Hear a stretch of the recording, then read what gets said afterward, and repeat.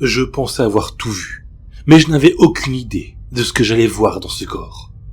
Dans mon travail, la règle est toujours d'être minutieux et d'étudier chaque organe, chaque centimètre du corps.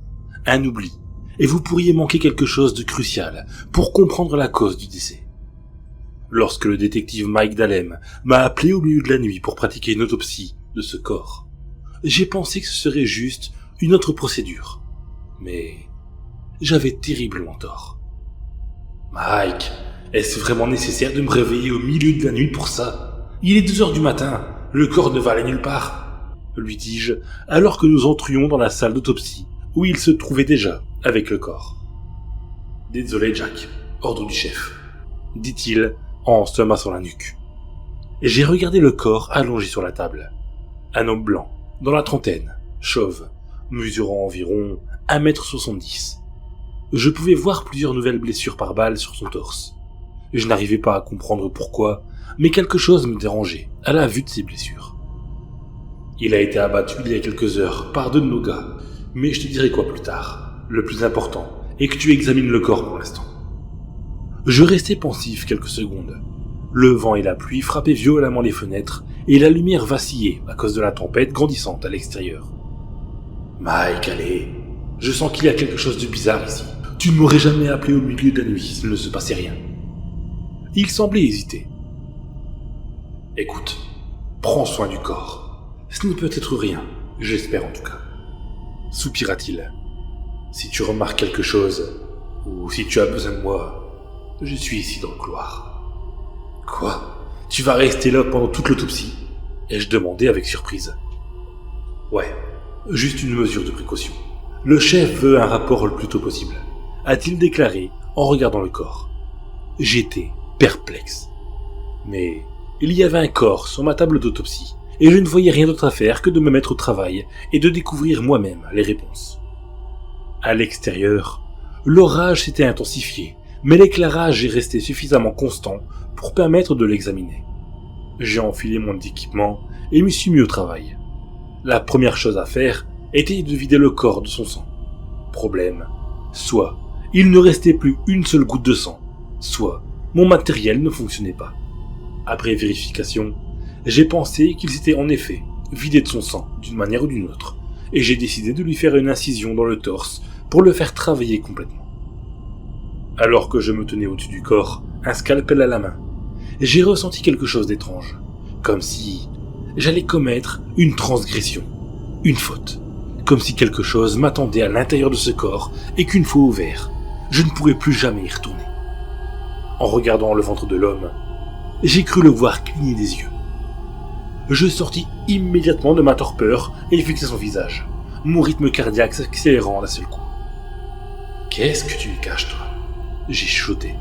Cela peut paraître étrange, mais parler à voix haute permettait parfois d'apaiser la tension dans la pièce lorsque je tombais sur un corps particulièrement amoché. Mais à l'inverse, celui-ci semblait en très bon état. Justement, un peu trop bien quand j'y repense, même si la couleur du corps était étrangement terne. Et tandis que j'observais la couleur de sa peau, j'ai juré de voir du coin de l'œil son regard se tourner vers moi et revenir instantanément à sa place. J'ai encore haleté et je me suis éloigné. J'ai pris une profonde inspiration. Il était minuit passé. J'avais été réveillé après une longue journée de travail et je n'avais même pas eu le temps de prendre une tasse de café. Ceci, ajouté à la tempête et au comportement étrange de Mike, ça mettait probablement mon imagination en ébullition. Tu dois te ressaisir, mec. Tu fais ça depuis trop longtemps pour croire aux morts vivants maintenant. Je reculai devant le corps et levai le scalpel devant moi. J'ai fermé les yeux pendant une seconde et j'ai fait l'incision en Y. J'ai atteint le bout de son bas-ventre et j'ai fini d'ouvrir le corps avec les outils nécessaires. Chaque seconde qui passait semblait surréaliste. Je pouvais sentir que quelque chose n'allait pas. Et quand j'ai regardé à l'intérieur de son corps, j'ai compris pourquoi. Il n'y avait rien dedans. Pas rien dans le sens, rien de mal. Rien dans le sens où le corps était entièrement vide. L'ampoule au-dessus de ma tête vacilla. Qu'est-ce qui se passe? Toujours dubitatif, j'ai attrapé une lampe de poche et je l'ai allumée à l'intérieur. J'ai rapproché mon visage le plus possible et j'ai dirigé la lumière dans toutes les directions. Il n'y avait absolument rien. aucun organe, pas même une trace de sang. Je me suis redressé et suis sorti en trombe de la salle d'autopsie. « Mike, c'est une blague !» Il halta de surprise lorsque je lui ai crié dessus. « Wow, Jack, qu'est-ce qui se passe ? Viens voir ce qui se passe. » Il m'a suivi à l'intérieur et j'ai indiqué le corps avec la main. Il regarda à l'intérieur et une peur indescriptible traversa son visage. Puis, il recommença à regarder à l'intérieur et parut perdu dans ses pensées, comme s'il cherchait une réponse à une question que je ne connaissais pas. Des gouttes de sueur apparurent sur son visage. Au bout d'un moment, il m'a regardé. « Je suis désolé, Jack. Je t'ai pas tout dit. » Je l'ai rejoint, à côté du corps allongé. « C'est le bon moment alors. Qu'est-ce que c'est que ça ? Une blague de flic ? Comment tu as réussi à pu revenir sérieusement ? » Ce n'est pas une blague, Jack. Il a pris une longue aspiration pour se calmer. Je t'ai pas menti sur la cause apparente du décès. 2 de nos hommes lui ont tiré dessus après qu'il ait tenté de les attaquer la nuit dernière. Ils ont répondu à un appel d'une femme qui semblait complètement paniquée et parlait d'un homme, ou quelque chose comme ça, la poursuivant jusqu'à la lisière des bois. Mike regardait le sol avec une expression vaincue sur le visage. Ils ont réussi à intervenir, mais trop tard. Il avait déjà éventré la pauvre femme et semblait fouiller en elle avec ses mains lorsqu'ils l'ont trouvée. Il a essayé de les attaquer et ils ont ouvert le feu. Il m'a regardé à nouveau. Le problème, c'est que lorsque les ambulanciers sont arrivés, ils ont tout de suite vu qu'il y avait quelque chose qui n'allait pas avec le corps. Ils m'ont dit que c'était comme s'ils avaient soulevé un mannequin, au lieu d'un homme. Cela semblait creux. Et sur ce dernier mot, il regardait à nouveau le corps.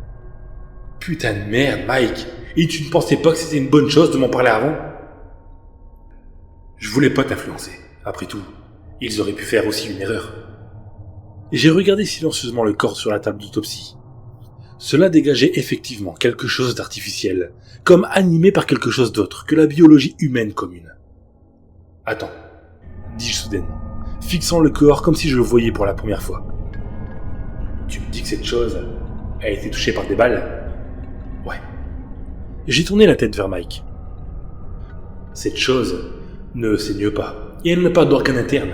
Alors comment peux-tu être sûr qu'elle est morte ?» Et sur ce, comme s'il nous écoutait depuis que nous sommes entrés dans la pièce, le corps sur la table s'est mis à trembler. Nous étions tous les deux stupéfaits de voir ce corps reprendre vie sous nos yeux. Ce corps vide, sans organes, sans rien qui devrait le faire vivre.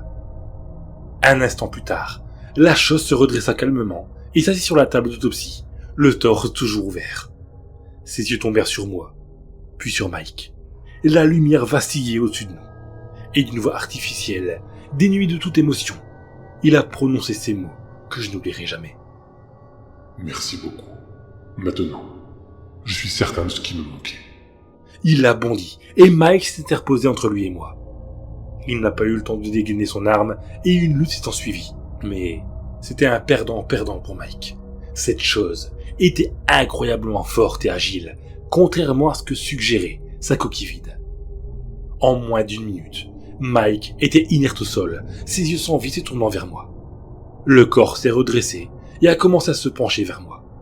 J'ai fermé les yeux et mis mes bras devant moi pour me protéger. J'ai attendu quelques secondes qui m'ont semblé une éternité. Et quand j'ai finalement ouvert les yeux, m'attendant à me retrouver face à face avec cette chose, j'ai réalisé que j'étais seul dans la pièce. Le corps de Mike avait disparu avec, laissant une mare de sang comme seule preuve de ce qui s'était passé. Des gouttelettes m'ont éclaboussé le visage, et j'ai remarqué que la fenêtre était ouverte. Il s'était enfui avec le corps de Mike. Je suis resté là pendant quelques minutes, essayant de comprendre ce qui venait de se passer. J'ai fermé la fenêtre, et j'ai appelé la police au sujet de ce qui venait de se passer.